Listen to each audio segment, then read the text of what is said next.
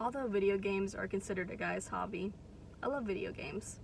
I've been playing video games for as long as I can remember. My video game obsession started with Donkey Kong Country on the Super Nintendo.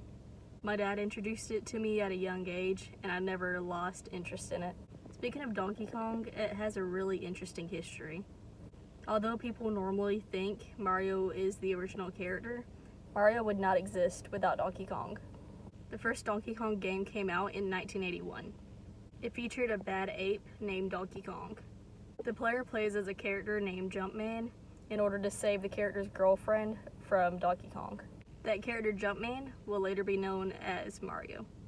This game was so successful that they made many sequels in arcade form. In 1994, the first Donkey Kong Country was released. It was more of a side-scrolling game than an arcade game. Donkey Kong Country was also successful and came out with many sequels specifically for Donkey Kong Country.